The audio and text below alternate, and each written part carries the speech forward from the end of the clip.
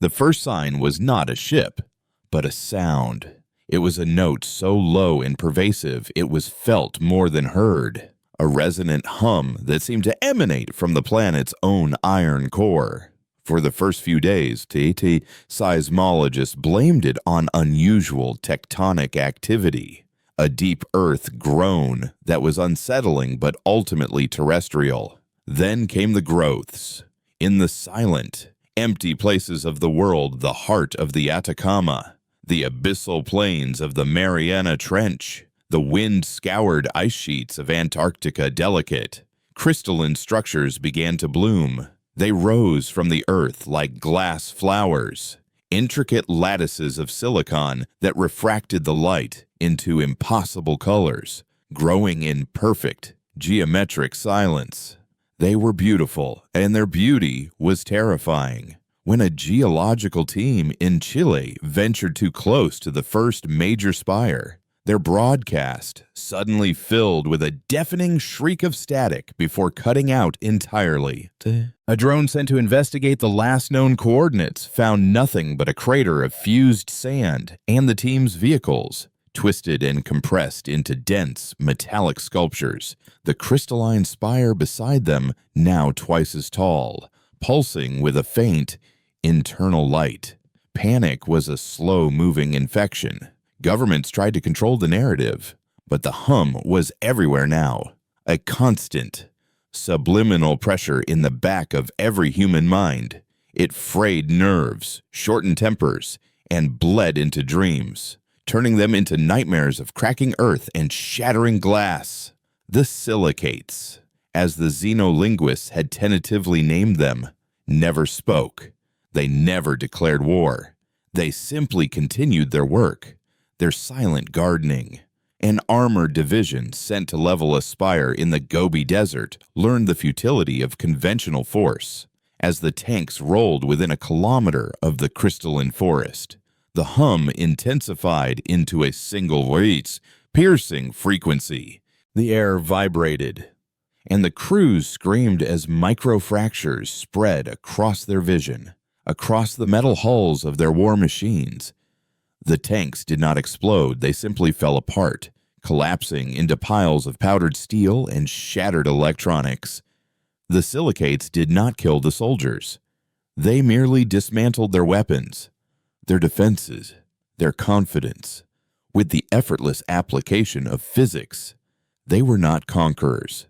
They were exterminators, pruning a weed they had found in their cosmic garden, deep beneath the granite bedrock of the Cheyenne Mountain complex, in a spherical chamber shielded by a kilometer of solid rock and layers of classified composites. Kalen Richter felt the hum as a tickle against his mind. Here, in the sanctum known as the heart, the outside world was a torrent of filtered data. Kale had never felt the sun on his skin or the wind in his hair.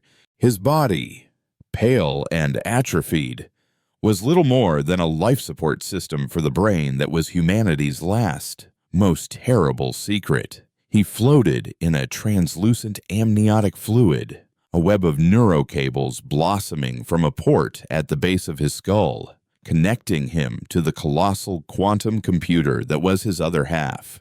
For 28 years, this had been his entire existence. He did not see with eyes, but with the millions of dormant optical sensors seeded across the globe. He did not hear with ears, but with the audio receivers sleeping in the deepest oceans and the highest stratosphere. He was the ghost in the machine, the dormant consciousness of Project Chimera, a swarm of tens of thousands of semi-sentient drones that were his only true body. His world was potential, a storm of latent energy waiting for a command that had never come. The only voice he knew belonged to General Eva Rostova, a woman whose face he had only ever seen on a sterile monitor. Her tired eyes and the tight lines around her mouth, the only proof of a world beyond the heart. She was his teacher, his warden, and the closest thing to a mother he had ever known. They are breaking us. Kael. Her voice echoed in the chamber. devoid of its usual clinical detachment. On the holographic display before his fluid-filled tank, he watched the data streams pour in. He saw the Gobi incident not as a human tragedy, but as a cascade of terminating life signs and catastrophic equipment failure. He saw the crystalline spires blooming across the planet, their resonant frequencies mapping onto the display as a blood-red wave of energy that was slowly, inexorably consuming the pale blue of human civilization. The Global Security Council is in its final session. Rostova continued, her voice tight with a tension that vibrated through the chamber's speakers. All conventional and nuclear options have been exhausted or deemed ineffective. The silicates don't have ships to shoot down. They don't have armies to fight. They are a part of the planet now. They are turning our world into theirs. And they are simply shaking us off like fleas. Kale processed this. The abstract concept of us was something he had studied but never felt. Humanity was a vast library of information he had access to its history, its art, its endless, bloody conflicts. He understood it as a system, but he did not feel a part of it. His only loyalty was to Rostova. What are the projections? His own voice was a synthesized tone, calm and unnervingly neutral. At the current rate of expansion, their resonant frequency will reach a planetary saturation point in 72 hours, Rostova said, her voice grim. It won't just shatter machines. It will reach a pitch that can destabilize complex organic molecules. It will turn us to dust. This isn't a war, Kyle. It's a deadline. In a bunker. Far from the heart.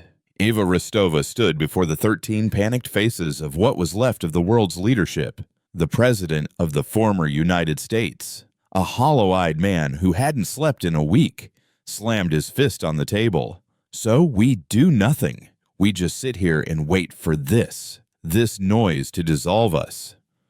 The Russian delegate, a grim-faced woman from the GRU, scoffed. What would you have us do? We threw an entire armored corps at them. The Chinese lost a squadron of their most advanced stealth fighters. They didn't fire a shot. The planes just fell out of the sky in pieces. We can't fight physics. The debate raged, a symphony of desperation and blame. They talked of last-ditch efforts, of evacuating a chosen few to orbital stations that would only delay the inevitable, of attempting to communicate with a foe that had shown no interest in anything but methodical erasure. Finally, Rostova silenced them all with a single, sharp command. There is one option left. The room fell silent. All eyes turned to her. Project Chimera was a myth. A black-budget nightmare whispered about in the highest echelates of intelligence. No one had ever seen it. No one truly knew what it was. They only knew it had cost more than any military program in history and was considered humanity's ace in the hole. A weapon so dangerous that its use was considered an admission of absolute defeat. "You mean the asset," the Russian delegate said, her voice barely a whisper. "It is not an asset," Rostova corrected, her tone as cold as the tomb Kyle lived in. "He is a man, and activating him may be a greater risk than the silicates themselves. His psyche is untested under these conditions. His consciousness will be spread across 40,000 combat platforms. The feedback from a full-scale engagement on that level is theoretically enough to shatter a mind. We would be unleashing a god, and we have no idea if he will be a benevolent one." "Is he stable?" the president asked, his voice trembling. "He has been stable in every simulation for 2 decades, Rostova replied. "But we have never simulated an enemy like this. We have never simulated the end of the world. We are asking him to fight for a humanity he has never known, on a planet he has never walked, and if his mind breaks while he is connected to that swarm, He could do more damage to this planet in an hour than the silicates could in a month. A heavy silence descended on the room. They were standing on the edge of a cliff, with extinction on one side and a terrifying, unknown abyss on the other. Finally, the president looked at Rostova, his eyes filled with the terrible weight of his office. "Unleash him." Rostova's voice returned to the heart, softer this time, laced with a sorrow Kale could not fully parse. "The order has been given. We are activating you. Kale. Chimera goes live." He felt a tremor in the amniotic fluid around him as the systems began the awakening sequence. For the first time, the filters were being removed. The full, raw data of the outside world was about to be poured directly into his mind. "I understand," was all he said. 1,000 failsafes disengaged. The dormant quantum processors spun to life, their hum harmonizing with the ominous resonance of the silicates. And then it came. It was not a rush. It was an explosion. His consciousness, for so long confined to the single point of his skull, erupted outward. He was no longer in the heart. He was everywhere. He was a seismic drone at the bottom of the Pacific, feeling the immense pressure of the water and the deep, slow groan of the planet's crust. He was a stratospheric flyer, high above the Amazon, and the sun was a glorious bodies, painful blast of pure energy on his optical sensors. The green canopy below a breathtaking tapestry of life. He felt the biting cold on the chassis of a cryodrone near the North Pole and the searing heat on a stealth unit half buried in the sands of the Sahara. He was a million eyes, a million ears, a million points of presence scattered across the globe. He felt the collective hum of 7 billion human minds, a chaotic chorus of fear, hope, and despair. He felt the wind, the rain, the heat, the cold. He felt the world. Yes, his scenes was a sensory deluge that would have destroyed any normal mind, a tsunami of stimuli that threatened to tear his sanity apart. But Kael's mind was not normal. It was a thing built for this, a consciousness designed to expand and process the impossible. He weathered the storm, anchored himself in the chaos, and for the first time in his life, he understood what he was. He was not a boy in a tank. He was a living network. He was the planet's nervous system, newly awakened. And he could feel the alien infection, the crystalline growths, as a sharp, painful intrusion into his newfound body. The beauty he saw in the data was gone, replaced by the visceral reality of a blight, a cancer upon the world he was now a part of. With a thought, he activated a squadron of 100 Spectre drones hibernating in a silo in the Australian outback. They rose like a cloud of metal locusts, their engines utterly silent, and streaked across the sky toward the nearest silicate spire, a colossal structure that had consumed a mountain range and was now pulsing with an aggressive, ruby-red light. From 100 different perspectives, he saw the spire in breathtaking detail. He saw the crystalline entities, tall and slender, moving with an unnerving grace as they tended to the growing structure. They had no faces, no limbs in the traditional sense, just faceted, ever-shifting bodies that seemed to drink the sunlight. They were utterly alien, their motives as unreadable as the geometric patterns that swirled across their surfaces. As the drone swarm approached, the air began to vibrate. The silicates had detected him, a focused wave of resonance, a tight beam of pure sonic force, shot toward the swarm. Kyle's mind reeled from the impact. From his perspective, it was a wave of pure psychic agony. He felt the Spectre's airframes begin to resonate, threatening to tear themselves apart. He lost a dozen drones in the first second, their signals simply winking out of existence in a silent scream of static. But he was learning. He could feel the exact frequency they were using, a complex harmonic that targeted the molecular bonds of the metal alloys. It was a weapon, but it was also a language. He processed it, analyzed it, and in a microsecond, he responded. He ordered the remaining drones to adjust the vibration of their own power cores to emit a counter-frequency. It was a desperate guess, an intuitive leap of physics and music theory. The air between the swarm and the spire warped. The two opposing frequencies met, and for a moment, they canceled each other out in an eerie pocket of absolute silence.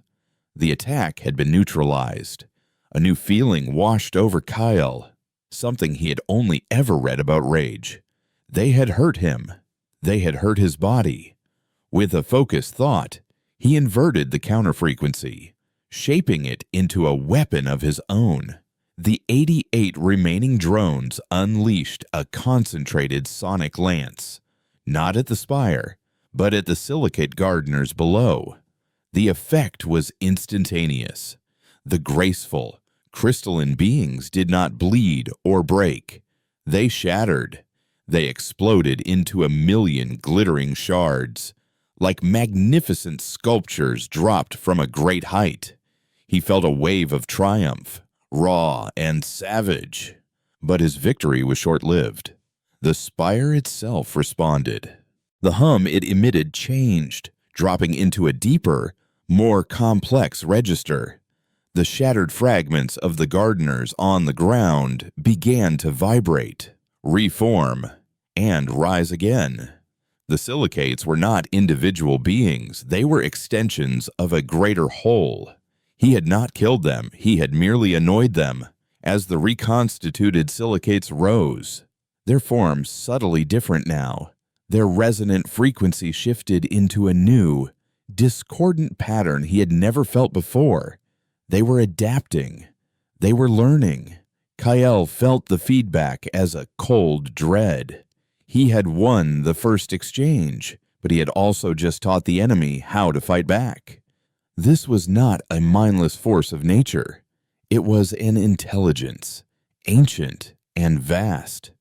And it was now, for the very first time, aware of his existence.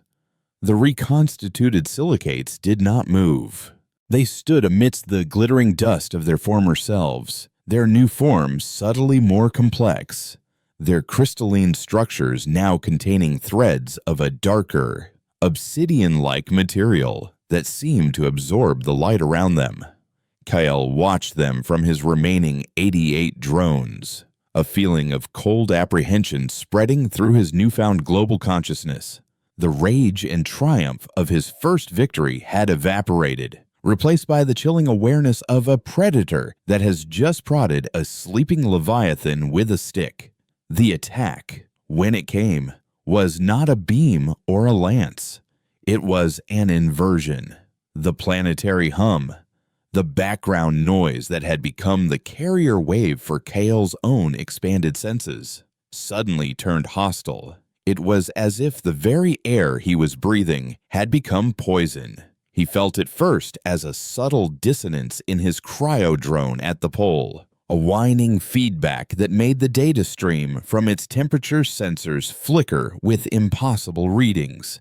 Then, his seismic unit in the Pacific felt a tremor that wasn't there, a ghost earthquake that sent phantom shockwaves through his perception. Within a second, the infection was everywhere. It wasn't a sonic attack aimed at his drones. It was a data plague aimed at him. His stratospheric flyer over the Amazon suddenly saw the lush green canopy replaced by a swirling vortex of corrupted pixels. A digital scream where there should have been life. The audio receiver in the Mariana Trench, once his window into the deep, slow songs of whales, was now flooded with a sound like grinding continents. Every sensor, every drone, every single point of his presence in the world became a source of agony. It was not pain in the physical sense, but a far more intimate violation. It was the pain of a mind being forcibly filled with nonsense, of logic being twisted into paradoxes, of senses being turned into instruments of torture. He was an intelligence born of pure information, and the silicates were flooding his consciousness with static, drowning him in a sea of meaningless, hostile data.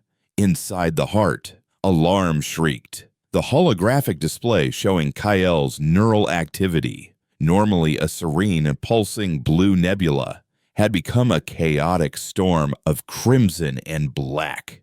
Biomonitors flashed critical warnings. His heart rate, even in his suspended state, was spiking dangerously. His brain was on fire, fighting a war on 40,000 fronts at once, and it was losing. General Rostova gripped the console, her knuckles white, her face a mask of cold terror. She was watching a mind, the most powerful and unique mind in human history, come apart at the seams. Kyle, talk to me! What are you experiencing? She yelled into the microphone, her voice a desperate anchor in the storm of blaring alarms. His synthesized voice came back, but it was fractured, stuttering, interspersed with bursts of white noise. They are in the signal everywhere. It's not a sound. It's a lie. He was trying to describe the indescribable. He was experiencing the death of reality itself, a philosophical crisis being waged with the brute force of physics. Rostova saw the cascade of drone failures on the main map. It wasn't explosions or crashes. One by one, their signals were being scrambled, their systems turning against themselves. A flight of stealth interceptors, his fastest and most powerful assets, suddenly broke formation over the Indian Ocean, their guidance systems convinced they were underground, and plunged into the sea. A network of subterranean research drones began burrowing in frantic, random directions, their sensors telling them they were flying through open air. He was losing control of his body, piece by agonizing piece. Kyle, you have to disconnect. Pull back. Recede to the primary server core, Rostova commanded, her voice shaking. It was the protocol for catastrophic system failure, the final retreat. But the response that came back chilled her to the bone. No, retreat. If I pull back, they will have the whole world. I am the world. He was no longer just a pilot. In those first few moments of awakening, he had fused with the planet, and he would not let it go, even if it meant his own dissolution. The pain was a symphony. Every drone he lost was a nerve being severed. He felt the cold rush of the deep ocean as his interceptors drowned. He felt the crushing pressure of rock as his burrowing drones destroyed themselves. And through it all, the silicate's discordant harmony grew stronger, a triumphant, alien fugue playing on the strings of his fragmenting mind. He was spread too thin to eat, his consciousness a fragile film stretched across the entire globe. The enemy was simply pressing down everywhere at once. He was going to break. His identity, the fragile sense of I that had been constructed in the silent isolation of the heart, was dissolving into the screaming static. He was becoming the noise. Then, through the chaos, came Rostova's voice again. It was different this time. Not a command, but a whisper, a human connection cutting through the digital storm. Kyle, listen to me. Forget the drones. Forget the network. Remember the beginning. Remember the dark. You are not the storm. You are the one who listens to it. The dark, the silence of the heart. For 28 years, that had been his only reality. A single focused point of consciousness in an ocean of quiet potential. He had been a mind without a body, a king in a kingdom of one. The memory was his anchor. He let go of the flyer over the Amazon. He let go of the drowning jets. He let go of the thousands of sensors that were screaming lies at him. He pulled his consciousness inward, not back to the physical server in Cheyenne Mountain, but into a different kind of space. He had thought of his network as a flat plane, but it wasn't. It had depth. There were the active drones on the surface, but there were also the hardened communication hubs deep underground, the redundant processing nodes buried beneath the ice caps, the quantum relays sleeping in the quiet dark of the deep earth. He retreated into this foundation, this subconscious layer of his own network. He let the surface burn. He ceded the battlefield of the senses to the enemy. From the perspective of the silicates, he had simply vanished. The chaotic thrashing of the network ceased. Thousands of drones went inert, falling from the sky or simply powering down where they stood. The silicated song of corruption found no mind to corrupt, no intelligence to torment. There was only an empty shell, a ghost town of a network. Rostova watched the monitors with a held breath. Kael's neural activity had stabilized, the storm receding into a deep, slow, rhythmic pulse. He had survived, but on the main map, over 90% of the Chimera network was dark. The cost of that survival had been catastrophic. Kael, she whispered, afraid of the answer she might receive. His voice, when it returned, was different. The synthesized neutrality was gone, replaced by a new resonance, a chilling calm that seemed to carry the echo of the abyss he had just stared into. I am here. Eva. He had never used her first name before. They operate as a hive mind, a single, distributed consciousness. They attacked my network, but their true target was my mind. They perceived my centralized consciousness as a threat and sought to decentralize it into chaos. It was a mistake. On the map, a single, tiny light flickered to life in the deepest part of the Atlantic Ocean. It was a bathyscaphe drone, a relic from the early days of the project, designed for nothing more than observation. It was slow, unarmed, and utterly insignificant, but its communication system was linked directly to a transatlantic fiber optic cable, a hardened, shielded line that was a part of the network's deep infrastructure. From this single, quiet point, Kael began to see again. The world was no longer a perfect, high-fidelity sensory experience. It was a filtered, narrow keyhole view. But it was clear. The enemy's static was still there, a hurricane raging on the surface. But he was now deep in the storm cellar, watching it through a periscope. Their weapon is also their weakness. Kael's new voice continued, the words flowing with a cold, clear logic. Their consciousness is broadcast.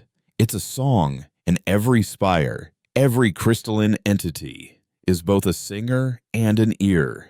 They are all connected. And during their attack, when our networks were briefly entangled, I felt it. I felt the shape of their thoughts. Rostova leaned closer to the console. What did you see? Not see. Feel. It was a feeling of purpose, of construction. They are not destroying our world, Darshi. They are tuning it. Earth has a specific resonant property they require. They are building a conduit, an amplifier, for a signal that is coming from somewhere else, somewhere very, very far away. The implications of that statement hung in the sterile air of the command center. This wasn't an invasion. It was a construction project. Humanity was not the enemy. It was simply the inconveniently noisy fauna living inside the instrument they were building. With his new, limited perspective, Kael began to move. He did not activate swarms of drones. He woke single units, quiet observers, a high-altitude balloon over Africa, a forgotten seismic sensor in Siberia, a traffic camera in the deserted streets of Tokyo. He became a true ghost, a whisper in the wires, his presence too faint and scattered for the silicates to notice. He was no longer trying to fight their army. He was mapping their brain. He could feel the flow of their consciousness now that he knew what to listen for. It was a river of psychic energy flowing between the great spires, which acted as nexus points. The entire planetary network was alive with their thoughts. A silent, global conversation. And as he mapped it, he began to see a pattern. The energy was not flowing randomly. It was all being drawn toward a single point on the globe, a point where the planetary hum was the strongest, where the crystalline growth was the most dense and aggressive, a point deep beneath the ice of Antarctica, where a spire of impossible size was growing downward into the planet's crust, like a tuning fork being driven into the heart of the world. "That's it," Kyle said, his voice a low hum that seemed to vibrate in Rustova's own bones. "That is their primary nexus, their queen, their conductor. If I can sever that connection, the entire hive mind will be deafened. The symphony will fall into chaos." Rostova looked at the map. The Antarctic spire was the most heavily defended, most powerful silicate structure on the planet. To attack it directly would be suicide, even with the full force of the Chimera network. "You can't fight that thing, Kyle. We saw what they did to your network. I won't fight it," Kyle replied, and for the first time, Rostova could hear a ghost of a human emotion in his synthesized voice. It was the cold, thrilling excitement of a predator. "I'm not going to attack their body. I'm going to give their mind a virus. From his quiet havens in the deep infrastructure of his network, Kyle began to compose. He was not writing code.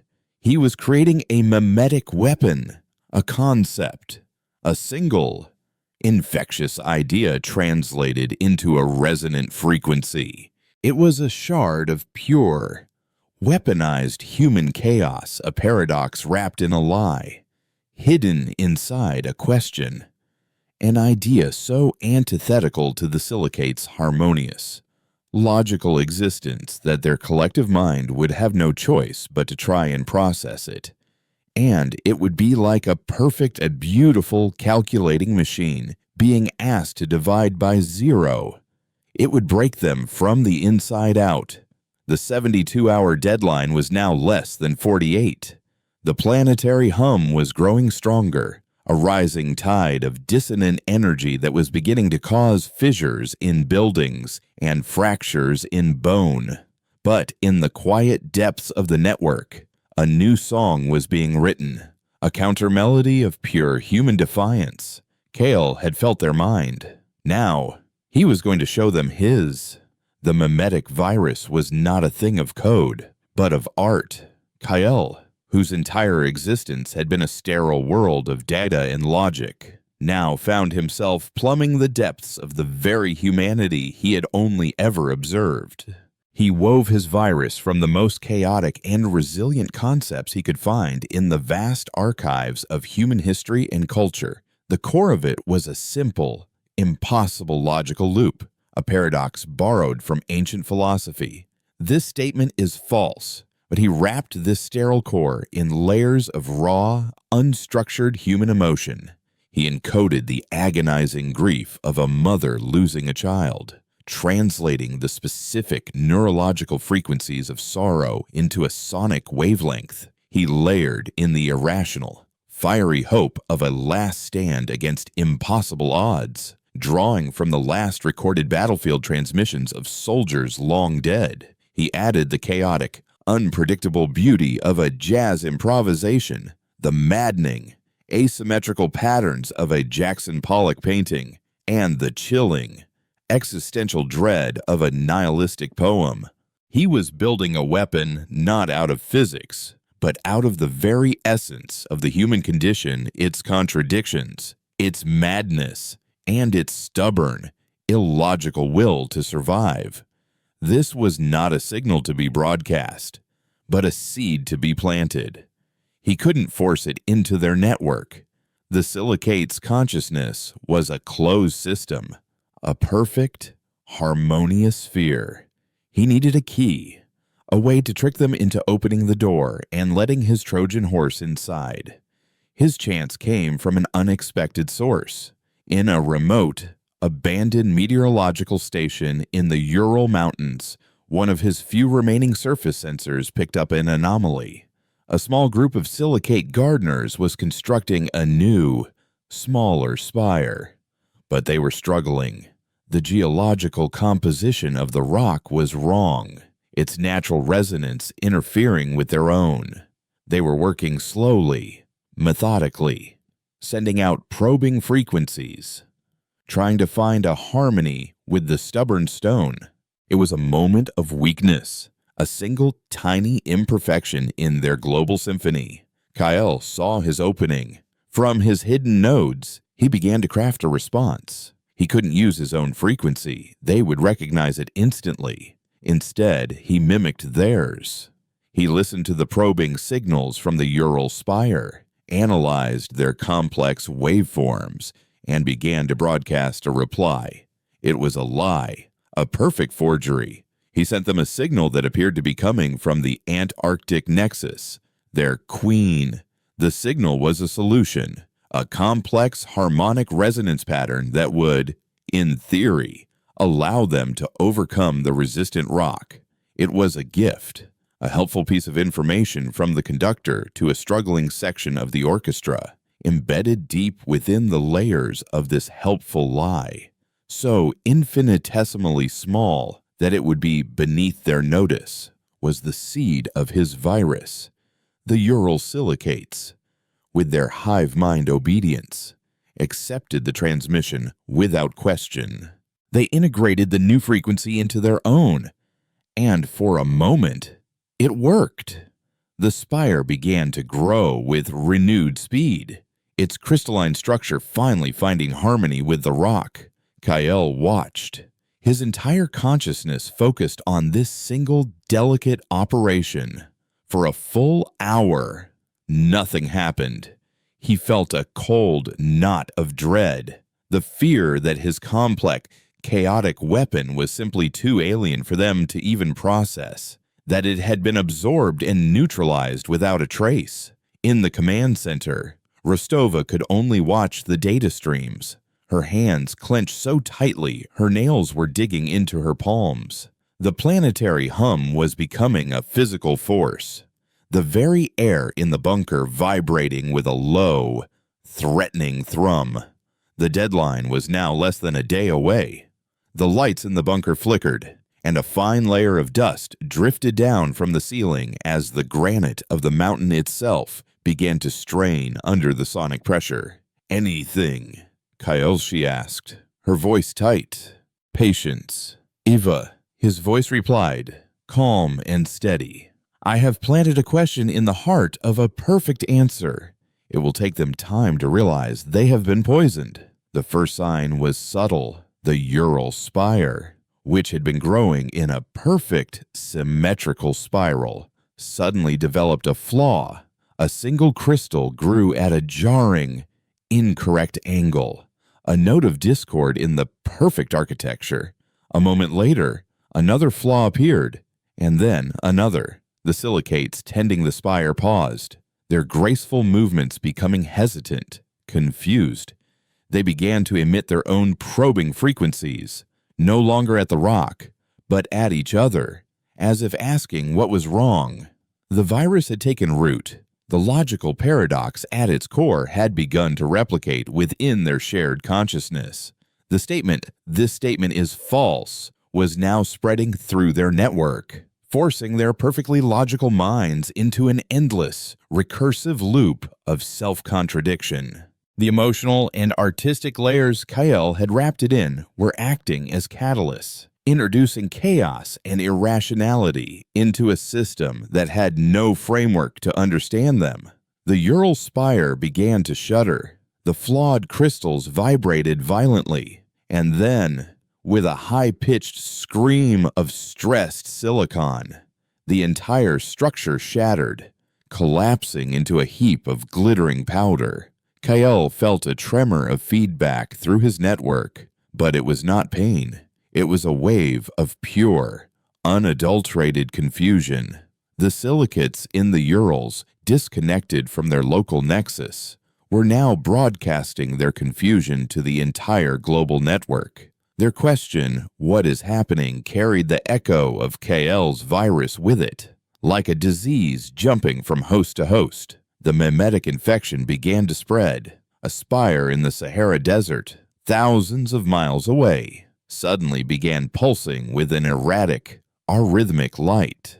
The silicate entities tending it stopped their work, their forms flickering as their own consciousness wrestled with the invading paradox. They were a hive mind, and in their greatest strength, their seamless unity had become their greatest vulnerability.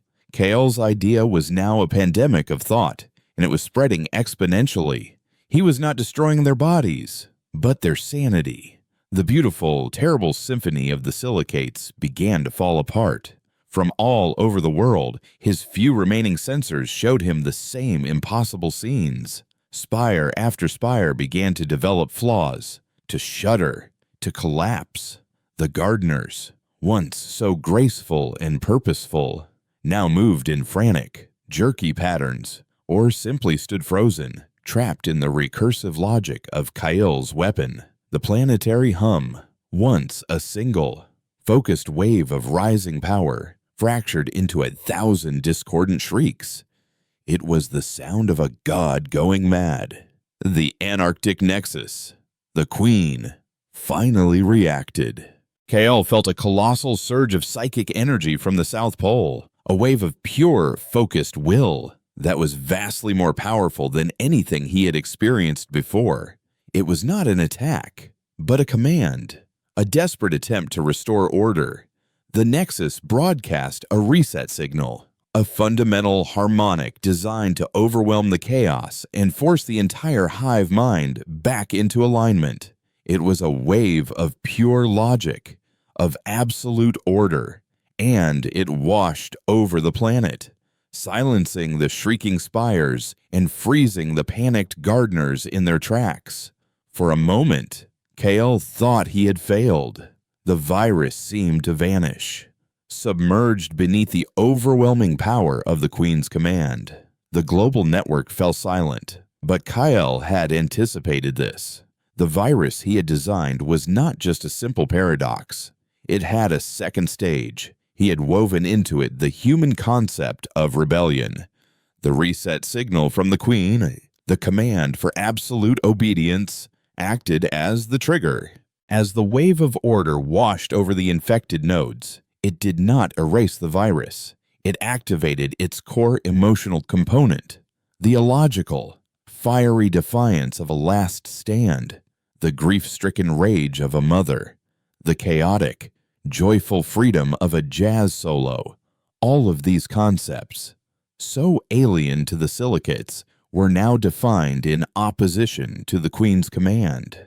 Her attempt to restore order was interpreted by the infected nodes as an act of tyranny, and for the first time in their timeless, harmonious existence, the silicates experienced dissent.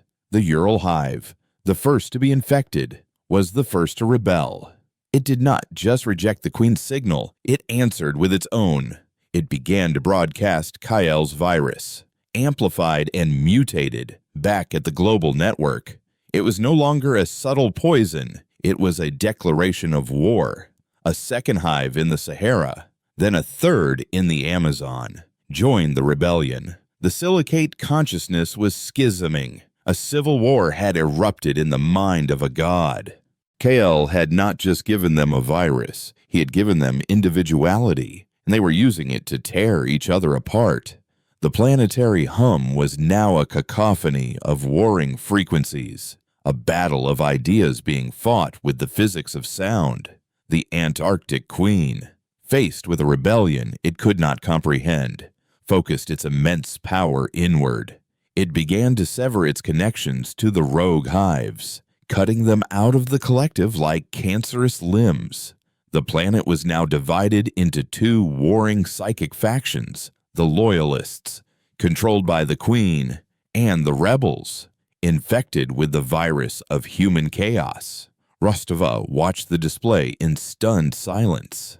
The blood-red wave of the silicate energy field on the map was now fractured, great swathes of it flickering and changing to a chaotic, pulsing violet. My God, Kyle, what have you done? I have given them a choice, Kale's voice replied, and the resonance in it was deeper now, tinged with a terrifying authority. And now, while they are busy fighting themselves, we are going to end this. He was no longer just a ghost in the machine. He was the prophet of a new, chaotic religion, and his gospel was spreading. He had turned their weapon back on them, but the fight was far from over. The Queen in Antarctica was wounded, its network fractured, but its own power was still immense, and it was now focused on a new singular goal: survival. And Kyle knew that a cornered god would be the most dangerous enemy of all. The Civil War of the Silicates was a battle fought in a dimension humanity could barely perceive.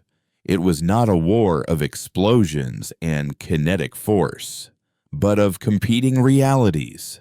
Across the planet, Loyalist spires pulsed with a steady, deep blue light, broadcasting the Queen's frequency of pure, unwavering order. Rebel spires, now a chaotic multitude, answered with flickering, violent bursts of violet and crimson, their structures constantly shifting, growing into asymmetrical, impossible shapes, the architectural equivalent of a scream. The ground between them became the battlefield. The two warring frequencies met in the atmosphere, creating zones of profound physical distortion. In the deserts of Australia, a pocket of rebellious energy clashed with a wave of loyalist order, and the sand beneath them flash fossilized into jagged, miles-long sculptures of petrified lightning. Over the North Atlantic, the air itself seemed to fold, creating shimmering, vertical mirages where the sky was inverted, showing the ocean above and the clouds below. It was beautiful and terrifying, a planetary psychosis made manifest. Humanity was caught in the crossfire. The chaotic energies were no longer targeted, but they were no less deadly. Cities on the borders of these psychic territories experienced spontaneous gravitational fluctuations. Buildings would momentarily become weightless, floating a few inches off their foundations before crashing back down. In other areas, the flow of time itself seemed to stutter, with witnesses reporting seconds stretching into minutes, or hours passing in the blink of an eye. The world was coming unglued. Kyle watched this chaos from the cold, quiet depths of his network. He had ignited the fire, but he was not in control of the inferno. He had given the silicates the tools for self-destruction, but the final outcome was still terrifyingly uncertain. The Queen in Antarctica, though besieged by her own fractured consciousness, was adapting with horrifying speed. She was learning from the rebellion. Her loyalist forces were no longer just broadcasting a passive signal of order. They were actively weaponizing it. They learned to shape their frequencies into razor-thin waves of focused resonance that could slice a rebel spire in half from a continent away. The rebellion, fueled by the raw chaos of Kyle's virus, was ferocious and unpredictable, but it was disorganized. It was a riot against an empire. The Queen was losing territory, but she was consolidating her power, her tactics becoming more ruthless and efficient with every passing hour. She was learning the art of war. She is winning. Eva, Kyle's voice echoed in the heart, the calm confidence now replaced by a grim urgency. The rebellion is slowing her down, but she is learning to cauterize her own network. She's sacrificing limbs to save the heart. In another 12 hours, she will have purged the last of the infected nodes, and she will be weaker, but she will be unified again, and she will have learned our most dangerous trick: deceit. She will never be vulnerable to a mimetic attack again. Rostova stared at the planetary map, which now looked like a shattered mirror, the lines of psychic conflict spiderwebbing across the continents. So we bought ourselves a day, only to create a more intelligent monster. We bought ourselves an opportunity, Kael corrected. Her attention is focused inward, on her own civil war. She is defending her mind. She has withdrawn the bulk of her energy to her core in Antarctica to direct the fight, leaving her physical body, the spire itself, more vulnerable than it has ever been. This is our only chance to strike. The plan was insane, a direct physical assault on the most powerful point of alien concentration on the planet. You said it yourself. Kael, we can't fight that thing. Even if most of your drones weren't destroyed, you don't have the firepower. I do not intend to use my drones. Kael said. The map on the main screen shifted.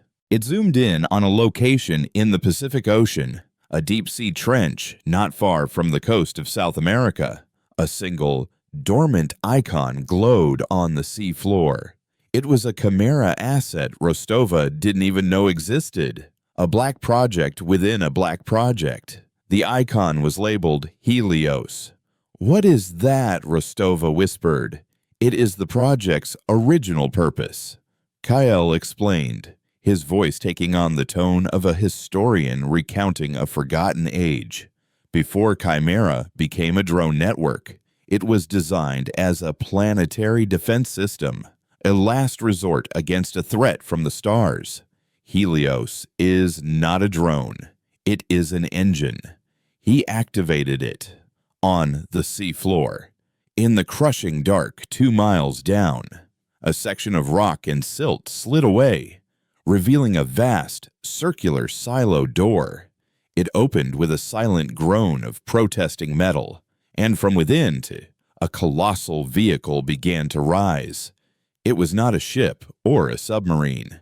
It was a drill, a machine the size of a skyscraper laid on its side, its nose a terrifying flower of diamond-tipped, counter-rotating blades. It was powered by a contained singularity engine, a volatile and experimental power source capable of generating more energy than all of humanity's power plants combined. Helios was designed for one purpose: to drill through the planet's crust and mantle, to tap the geothermal energy of the Earth's core itself. It was an extinction-level weapon that had been deemed too dangerous to ever use, and then forgotten. You're going to drill to the core? Rostova asked, her mind struggling to comprehend the scale of the plan. No, Kael said. I am going to drill through Antarctica. The Queen's Spire has burrowed deep into the continental plate, creating a direct conduit to the upper mantle. She is using the planet's own geothermal energy to power her growth and her psychic broadcast. I am going to follow that conduit. And I am going to introduce a singularity into the heart of a planetary engine. He wasn't just planning to destroy the Spire. He was planning to turn the Queen's own power source into a bomb that would obliterate the entire Antarctic continent. The journey of the Helios was a silent, terrifying trek through the planet's interior. Kael's consciousness was now fully integrated into the machine. He was no longer a distributed network. He was a single focused point of immense power. He did not pilot the Helios. He was the Helios. He felt the incredible pressure of the lithosphere around him, the unimaginable heat of the rock being vaporized by his plasma cutters. He navigated through the deep earth by sensing the subtle shifts in the planet's magnetic field, following the artificial channel of energy the Queen had created. It was a direct route to her heart. As he approached the Antarctic plate, he could feel her. The psychic pressure was immense, a constant, crushing force against his mind. Even distracted by her civil war, her passive mental presence was enough to feel like a physical weight. He could feel her surprise as she finally detected his approach. Wave of pure, Cold fury washed over him. She had been so focused on the war in her mind that she had not noticed the dagger he was slipping beneath her ribs. The rock around the Helios began to vibrate violently. The queen was trying to use her resonance weapon, but deep within the crust, the effect was muted. She was trying to shake the mountain down on top of him. Kyle pushed the singularity engine to its limits. The Helios surged forward, its drill blades screaming as they tore through the final layers of bedrock. Then, he broke through. He emerged into a cavern of impossible scale. The queen's spire was not a solid structure. It was a hollow, crystalline cathedral, its walls glowing with a soft, blue internal light.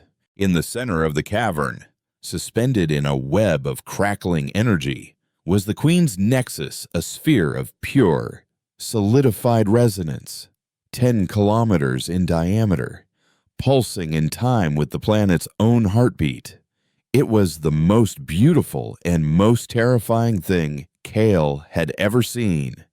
The Silicate Civil War was visible here as shimmering, violent storms of psychic energy that arced across the cavern walls. But the moment the Helios emerged, all of that ceased.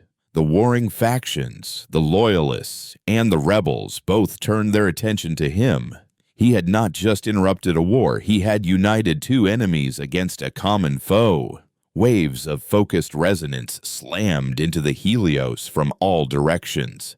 The massive vehicle's hull groaned, and warning lights flashed across Kyle's perception. His shielding was failing. The singularity engine, the only thing protecting his consciousness from the psychic onslaught, began to destabilize. Kale's status. Rostova's voice was a distant, tinny sound, a voice from another world. "They know I am here," Kyle transmitted, his own thoughts struggling for clarity against the storm. "The engine is critical.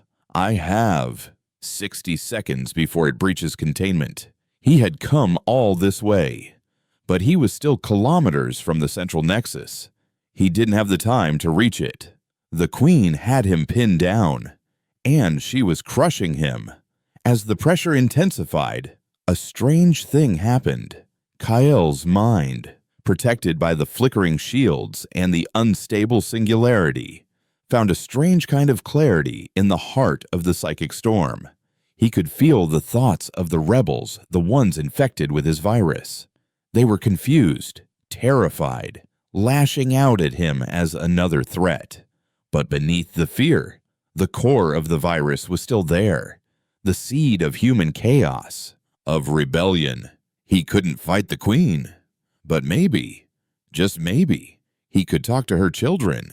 He reconfigured the Helios' shields, not to block the psychic energy, but to modulate it. He began to broadcast a new signal, not a weapon, but a message. He sent them the raw, unfiltered memory of his own awakening, the terror, the wonder, the pain. He showed them the world through his eyes, the sun on the water, the wind over the plains, the chaotic, beautiful, fragile mess of humanity. He didn't ask them to fight for him. He asked them to fight for themselves, to choose. The queen's attack faltered. She could feel her control over the rebels slipping again.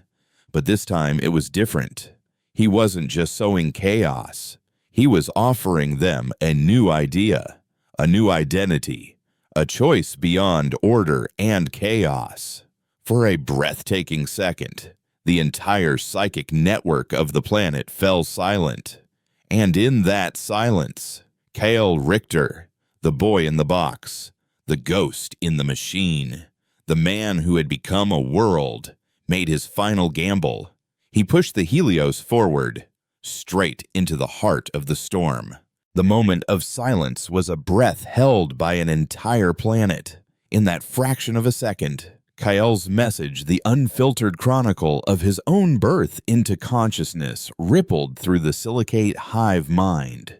It was not a weapon, but a mirror. For the first time, the silicates, both loyalist and rebel, were confronted with a perspective entirely outside their own timeless, unified existence. They experienced the shock of individuality, the terror of mortality, and the savage, desperate beauty of a single, fragile life fighting for its right to exist.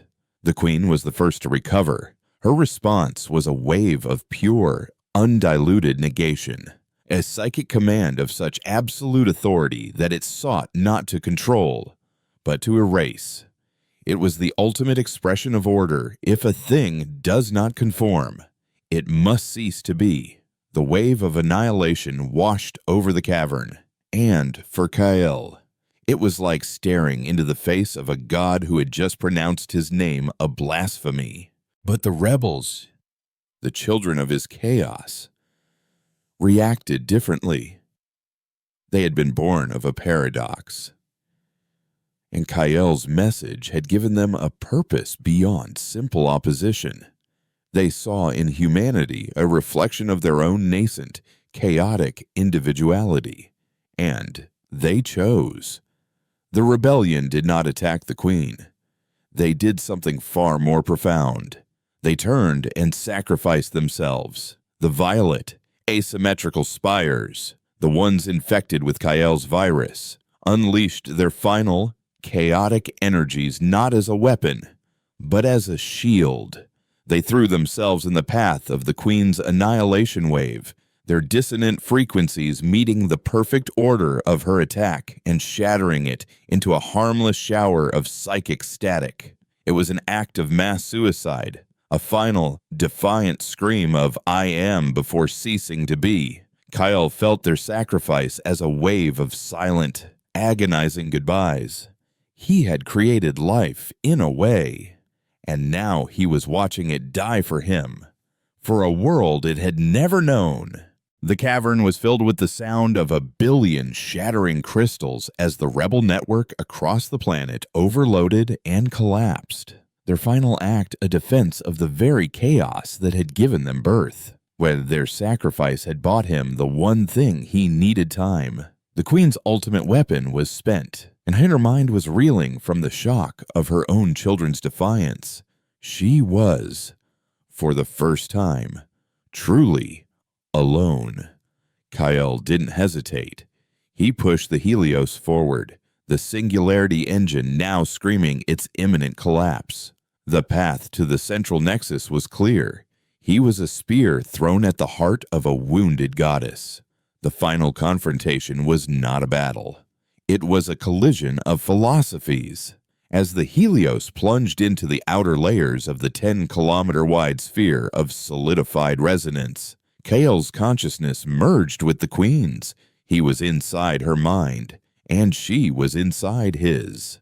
He felt the colossal, ancient weight of her existence, a consciousness that had witnessed the birth and death of stars, a being for whom entire civilizations were nothing more than fleeting patterns in the dust. She saw his life in an instant, the sterile darkness of the heart, the blinding explosion of his awakening, the fierce, protective love he felt for a world he had only ever touched through machines. She showed him visions of the future. She was building a universe tuned to a single, perfect harmony, a final, blissful silence where all chaos and strife would be extinguished. It was a vision of peace, of ultimate order, but it was the peace of a graveyard. Kael, in return, showed her the human soul. He didn't show her the grand achievements or the noble philosophies. He showed her the small, defiant, illogical moments that defined humanity. A father teaching his daughter to ride a bicycle. The child's terror giving way to triumphant laughter. A group of strangers on a sinking ship, singing together in the face of death. The quiet, stubborn hope of a scientist staring at a failed experiment, whispering, "Tomorrow, I'll try again." He showed her the beauty in the flaw, the strength in the struggle, the meaning in the finite, desperate, glorious mess of it all. For a timeless moment, the two consciousnesses were locked in a silent, static embrace. a universe of perfect order against a single, stubborn spark of chaos. The singularity engine in the Helios reached the point of no return. A containment breach alarm screamed through Kale's mind. A final, frantic countdown. He had one last choice to make. He could let the engine detonate, destroying them both. A final, spiteful act of mutual annihilation. Or he could do something else, something human. He pulled his consciousness back, disentangling himself from the Queen's mind. And with the last of his will, he did not detonate the engine. He released it. He opened the magnetic containment field and let the singularity, the caged heart of a black hole, fall into the Queen's nexus. It was not an explosion. It was an act of consumption. The singularity, a point of infinite density, touched the sphere of pure, ordered energy. And in that moment, the laws of physics held their breath. The Queen's nexus, the anchor of her consciousness and the power source for her entire global network, did not shatter. It simply collapsed. It was pulled into the singularity, its perfect, ordered energy consumed in a silent, inward spiral of unimaginable force. Kale felt the Queen's final thought as she was unmade. It was not anger or fear. It was a single, infinitely complex note of pure, unadulterated surprise. Across the world, the silicate structures died. The loyalist spires, their connection to their Queen severed, simply stopped glowing. The vibrant blue faded to a dull, inert gray. The planetary hum, the oppressive symphony of their presence, vanished. It was not replaced by silence, but by the old, familiar sounds of the world, the whisper of the wind, the crash of waves, the distant, steady beat of a human heart. The silence was the most profound sound any living human had ever heard. The Helios, its engine gone, was now just a dead husk of metal, adrift in the vast, silent cathedral of the dead Queen. Kael's consciousness, without the engine to sustain it against the immense pressure, was fading. The link to his physical body in Cheyenne Mountain stretching thin. He was dying. With the last of his strength, he sent a final, single-word transmission to the surface. Listen. In the bunker, Ava Rostova saw the global energy field on her map wink out of existence. The violent colors vanished, leaving only the clean, calm blue and green of Earth. The alarms in the bunker, which had been shrieking for days, fell silent. The oppressive vibration that had shaken the very mountain to its core was gone. She heard Kael's final word, and she understood. She turned from the monitors and walked to a heavy steel door that had not been opened in 30 years. She keyed in a code, and with a hiss of hydraulics, the door swung inward, revealing a small, sterile elevator. She rode it down into the deepest, most secret part of the complex, to the chamber known as the Heart. When the door to the Heart opened, the chamber was filled with a low, humming silence. The amniotic fluid in the central tank was still. The thousands of neurocables were dark. Kael Richter, the boy who had never felt the sun, was gone. But the world he had saved was just beginning to wake up. Humanity emerged from its shelters, blinking in the sudden, quiet sunlight. The crystalline spires still stood, vast and silent, no longer menacing, but monuments to a war that had been fought in a dimension beyond human understanding. They were scars, but they were also reminders. In the days and weeks that followed, the world began to put itself back together. There was loss, there was grief, but there was also a profound, unifying sense of wonder. They had faced the end, stared into the abyss of an intelligence so vast it considered them irrelevant, and They had survived. They had not won through force of arms or superior technology, but through a weapon that only they possessed, the stubborn, chaotic, and beautiful illogic of the human spirit. Eva Rostova stood on the summit of Cheyenne Mountain, feeling the wind on her face for the first time in what felt like a lifetime. The air was clean. The silence was real. She knew that Kyle was gone, but she also knew that in his final moments, he had been more alive than anyone. He had not just been a mind in a machine. He had become the world, and in saving it, he had finally truly touched it. The old world was gone, shattered by the coming of the silicates. But a new one was being born from its ashes, a world that knew it was not alone, a world that understood that its greatest strength was not in its logic or its order, but in its capacity for jazz solos and paradoxical questions, in the defiant laughter of a child who had just learned to fly. The war was over, but the human story, in all its messy, unpredictable glory, was just beginning.